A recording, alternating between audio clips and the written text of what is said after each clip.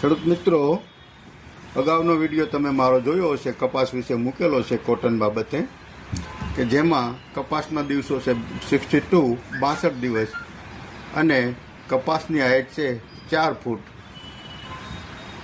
તો આ બીજો વિડીયો મૂકવાનો હેતુ શું? તો તમે બીજો વિડીયો ખાસ ધ્યાનથી જોજો અને અગાઉનો વિડીયો પણ જોજો.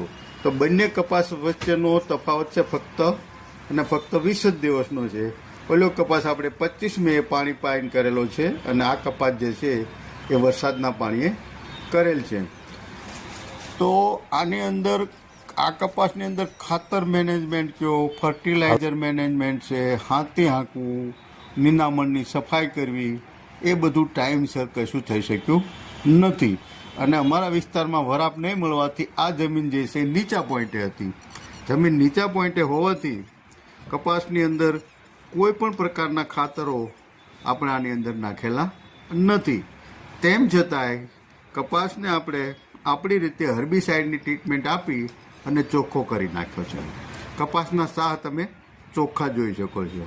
હવે પછી આમાં વરાપ નીકળે ત્યારે સફાઈ કરવાની છે અને એ બધા કાર્યો છે જે કરવાના છે. પણ પહેલાં આગળનો વિડીયો તમે અચૂક જોજો કે ફક્ત ને ફક્ત 20 દિવસ જેની અંદર ફર્ટિલાઇઝર ટ્રીટમેન્ટ ને એ બધું કરવાથી આ કપાસની હાઈટ અને એ કપાસની હાઈટ તમે વિડીયોમાં સ્પષ્ટ જોઈ શકો છો. આ કપાસ જે છે એની હાઈટ અડધા ફૂટથી ફૂટની છે. ઊંચાણવાળો વિસ્તાર હોય, નીચો વિસ્તાર હોય, કંઈક પાણી લાગી ગયું છે, કંઈક પાણી લાગ્યું નથી.